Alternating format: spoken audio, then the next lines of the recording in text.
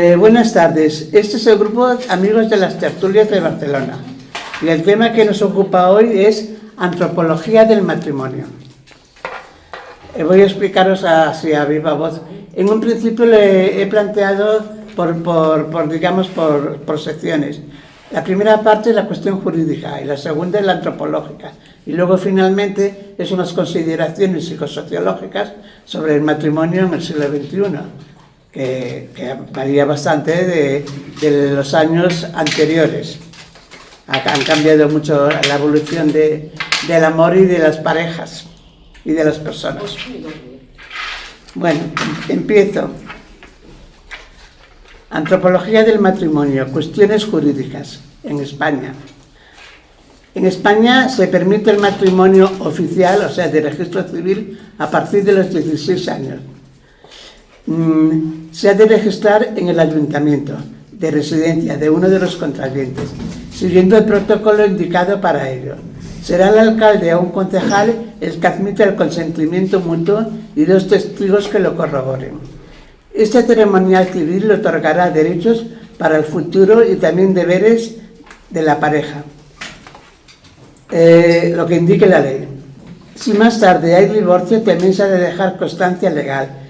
El divorcio también da lugar a deberes y derechos. Los acuerdos de divorcio dependerán si hay acuerdos mutuos o desacuerdos. Entonces, si hay mucho desacuerdo y la pareja no se pone de acuerdo, pues se judicializa el divorcio. Y es el juez, al final, el que dicta la sentencia de reparto de bienes y custodia de los hijos, si los hubiese. Si hay acuerdo, la disolución matrimonial es rápida y si no se judicializa. Se reparten los bienes o custodia si hay hijos menores de edad. El matrimonio y el divorcio depende del Ministerio de Justicia. En España está permitido el matrimonio entre personas del mismo género, con idénticos derechos. Las parejas, de hecho, si los convivientes así lo desean, pueden registrarse en el ayuntamiento. No son matrimonio civil, aunque tienen algunos mismos efectos jurídicos, estadísticamente siguen siendo solteros. Pero sí tienen derechos y deberes según sus circunstancias, que han de demostrarse, por ejemplo, en caso de fallecimiento de uno de los convivientes. Por ejemplo, el cobro de pensiones de personas, de parejas de hecho, pues tiene que demostrarse una convivencia continuada para que pueda acceder a la pensión. Si las uniones no están registradas, no tienen efectos jurídicos. Ahora la antropología. El matrimonio es un rito de paso. Se produce un cambio de rol social. De soltero se pasa a ser casado. Todas las sociedades, ya desde la antigüedad, obligan implícita o explícitamente a una serie de comportamientos en la relación conyugal. En la larga prehistoria no sabemos exactamente si seguían una normativa al respecto. Según los paleontólogos, las relaciones dentro de los sexos fueron evolucionando desde la promiscuidad hasta la monogamia. Respecto a los sentimientos amorosos, suponemos que sí que los tenían. Otra cuestión sería si podrían acceder a uniones libremente consentidas. No hay documentos escritos al respecto. Con el inicio de la agricultura empezó la cuestión sigue más compleja. La vida social también creó la propiedad y la necesidad de transmitirla a los hijos legítimamente seguros, lo que condicionó la vida de las mujeres y su conducta pública. El incesto fue prohibido ya desde el antiguo Egipto. Era tabú y lo sigue siendo, no por cuestiones morales, sino de prevalencia del grupo. La endogamia perjudicaba la salud de los que la formaban. La consanguinidad demostraba sus efectos y anomalías físicas en el grupo. Bueno, ya sabéis que aquí en la época de la hemofilia, en algunas, y otras enfermedades que no eran hemofílicas, los Borbones y los Habsburgos, como eran endogámicos y se casaban entre primos, pues la sufrieron. Sin embargo, sí se practicaba la endogamia matrimonial con parentescos más de segundo o tercer grado, pertenecientes a la tribu o clan.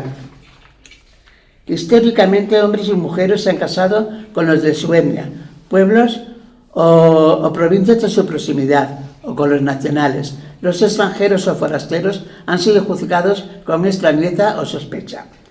La monogamia oficial ha sido la norma a nivel universal. Incluso hoy en los países islámicos también es lo usual. Aunque un musulmán puede tener hasta 4 esposas oficiales, solo se lo pueden permitir los musulmanes ricos.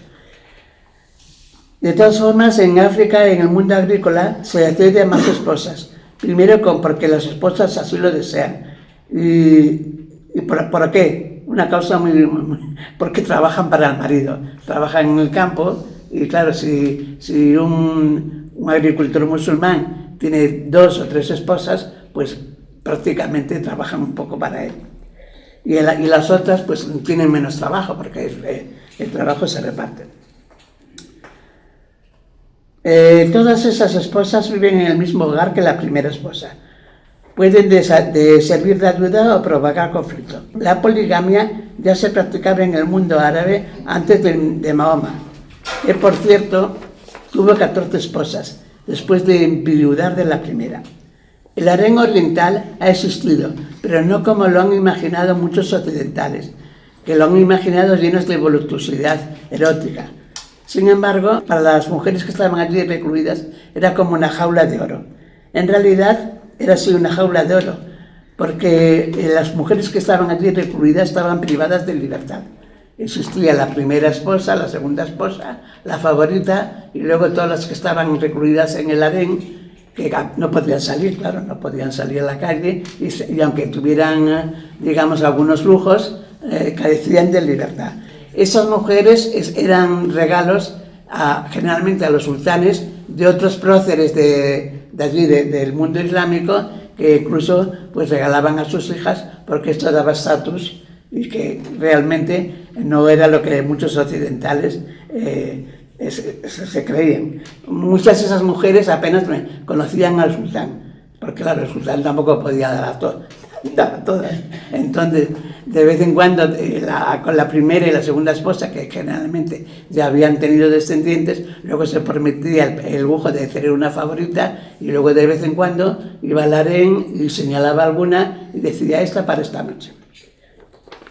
Eso lo sé porque vi hace años una serie que se llamaba El Sultán, de la época de los otomanos, y lo describía muy bien toda esta cuestión. La poliandria ha sido una práctica muy escasa. Una mujer esposa con 2 maridos. Los maridos suelen ser hermanos. También se da la circunstancia de que si esta esposa tiene otra hermana, se añade, tienen 2 esposas para 2 hermanos. Es como en la película. 7 hombres para 7 hermanos.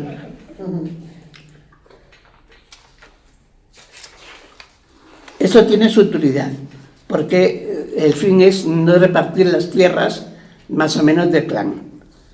En diversas tribus o etnias, el matrimonio, tal como nosotros lo practicamos, no ha estado regulado oficialmente. Se regía o se rige por la costumbre.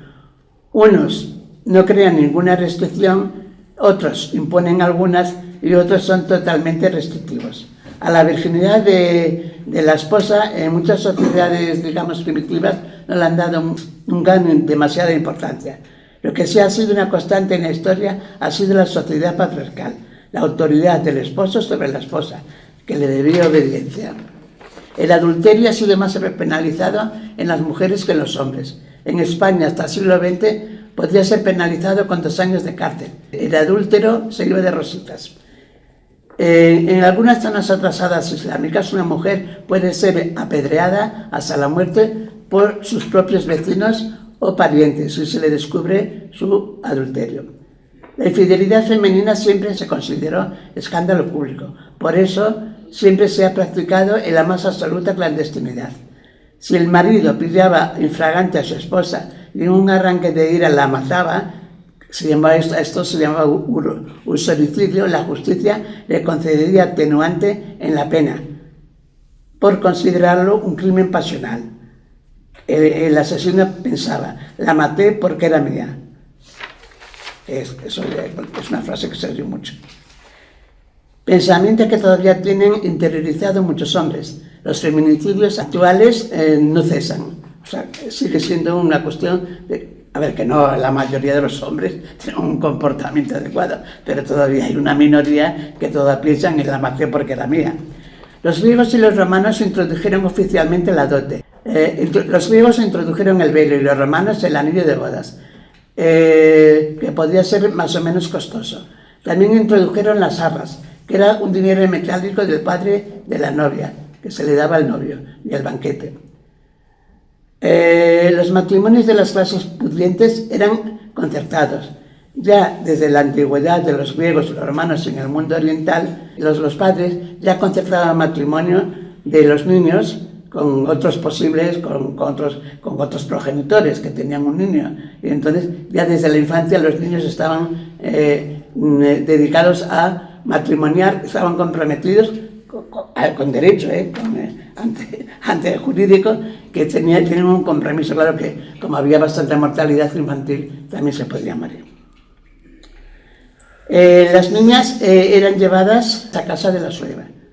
Durante siglos era frecuente, aquí también en España, era frecuente que el varón, el primogénito, se quedara en casa de los padres y la novia se fuera a vivir a casa de la suegra, para que se acostumbrase. A veces las llevaban ya desde la infancia.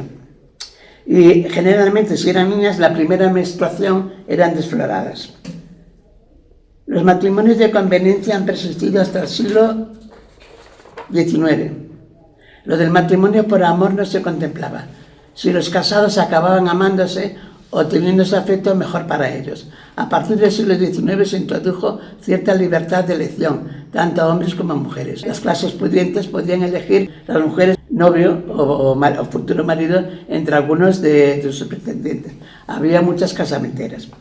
El matrimonio religioso apareció ya después, casi en el siglo XII.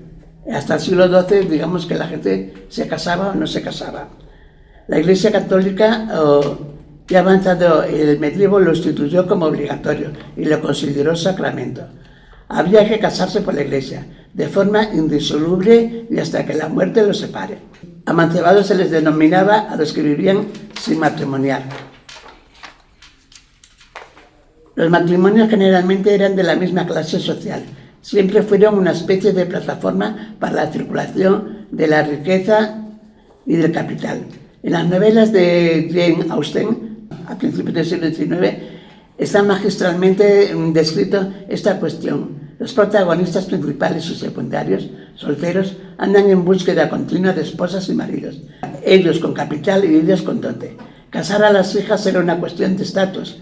Jane Austen se quedó soltera y se cuidó, se ve que se fue sacrificando y al final acabó cuidando a sus sobrinos.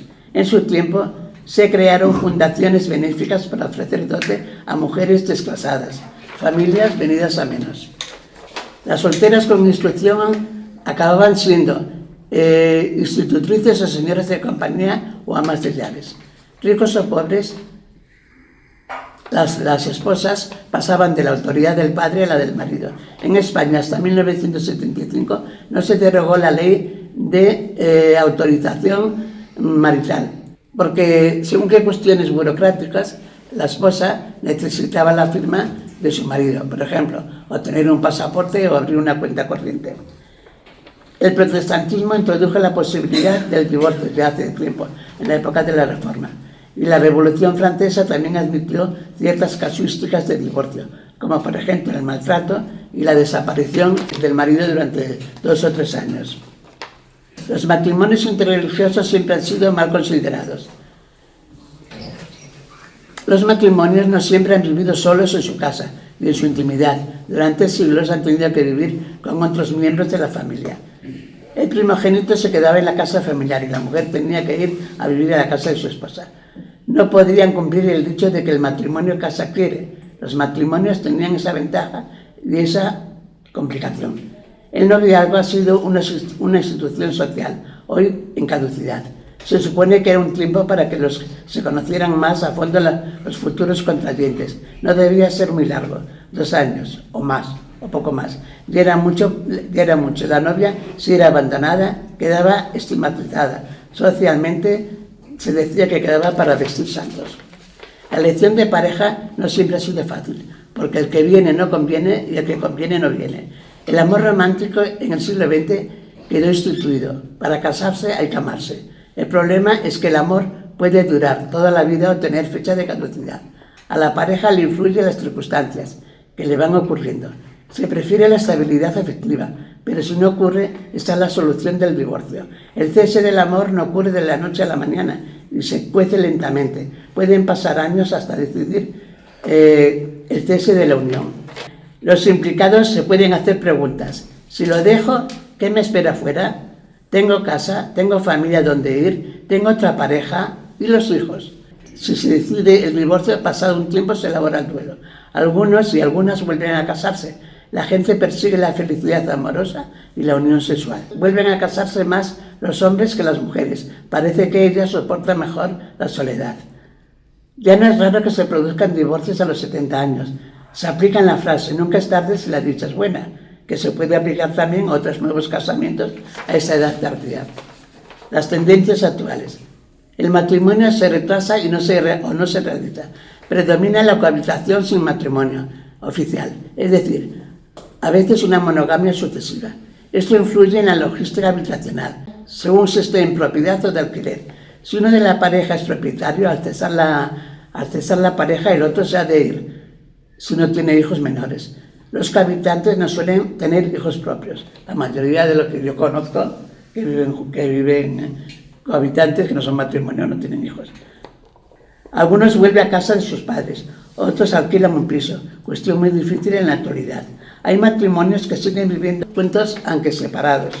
No encuentran otra solución. Las parejas actuales de menos de 50 años suelen tener una cuenta compartida y cada uno su cuenta particular. Para los gastos comunes se hacen transferencias a la común. Y luego tienes la tuya, en la que tienes tus ahorros o tu dinero. Lo sé porque tengo sobrinos. En caso de divorcio, si hay bienes compartidos, se ha de dividir la propiedad, lo que sigue siendo un problema, porque con el precio de un piso no se pueden comprar dos. Estadísticamente, los matrimonios o cohabitantes no tienen largo recorrido actualmente, y es que con el paso del tiempo no se siente ya lo mismo. El deseo deja de ser la parte principal y se impone la logística cotidiana. Aunque no exista mucha chispa, se va tirando. Cuando el otro te dice ya no te quiero, es mejor no insistir y prepararse para afrontar el duelo y no alimentar el rencor. Las parejas que duran hasta la muerte existen y existirán. Es posible que hayan superado sus crisis existenciales con éxito. Podrían considerarse afortunadas. Su proyecto amoroso ha estado cumplido. ¿Ya está? Ya está.